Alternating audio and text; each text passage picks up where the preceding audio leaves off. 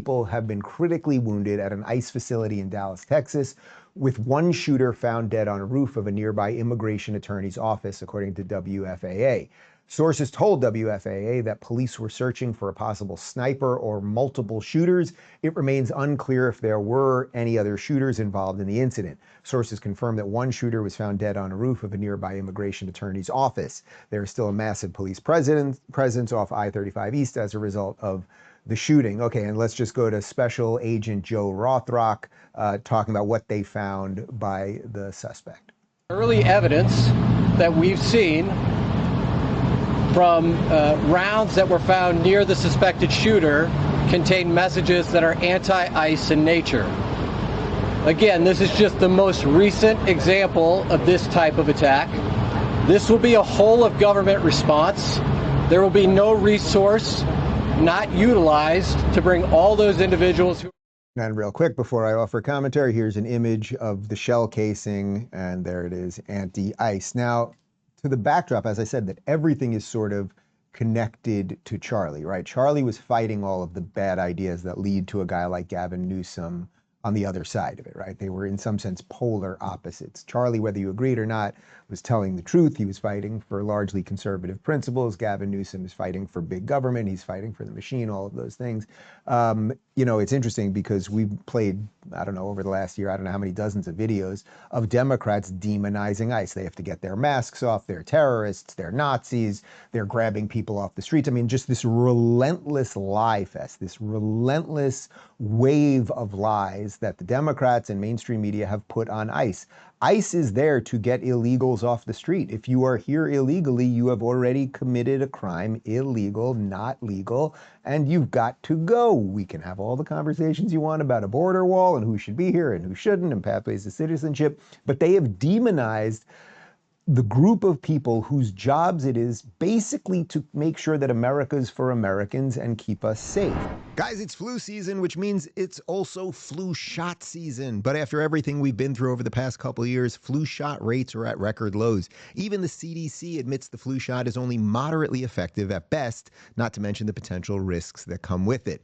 There's a better way to protect your health. Get a contagion emergency kit from the Wellness Company. If you wake up with a sore throat or runny nose, you can act fast with a doctor-prescribed kit that includes ivermectin, HCQ, generic Tamiflu, a generic Z-Pak, and more. It's like having urgent care right in your home. The kit has thousands of 5-star reviews from people just like us who were grateful to have it when they needed it most. Go to twc.health/Rubin today and use code Rubin to save $48. Don't wait, get yours before cold and flu season hits.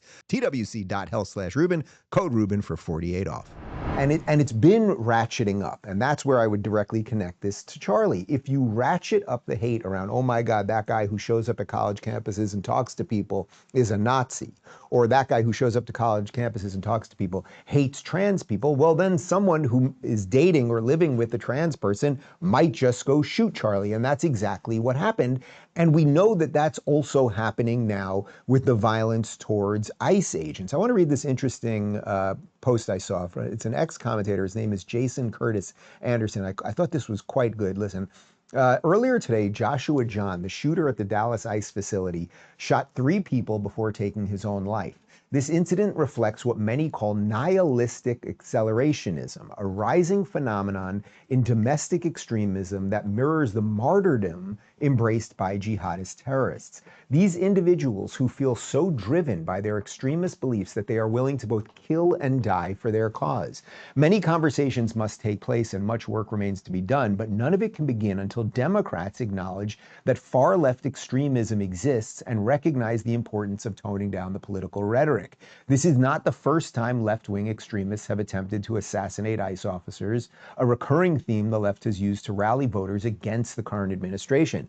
The federal government has significant catching up to do, and an interagency approach will be necessary to address the problem. Far-left extremism extends far beyond groups like Antifa. There's an entire revolutionary Marxist ecosystem of interconnected entities, billion-dollar progressive NGOs, anarchist networks, political organizations such as the DSA, foreign influence operations like the Singham Network, gaming platforms, Discord servers, and Reddit threads, the dark web, and even civil rights organizations staffed with movement lawyers fully dedicated to waging war against the West until it collapses. Until the government addresses the root causes, it will only be treating the symptoms. Experts must be brought in to dismantle the machine before it's too late. As soon as we have more government leaders with the same pro-Luigi worldview as the DSA, Hassan Piker and Taylor Lorenz, political assassination will become normalized in the same way that we decriminalize crime in major cities.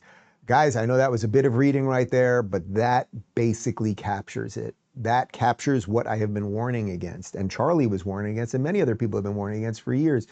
Over time, if through education, through whatever the high hell's going on Discord and Reddit and some of these other things, through a Democrat Party that is telling all these young people the earth is about to end and they're coming to get you and everyone's racist and you live in the worst place and we should also open the border so everyone else can share in the worst place.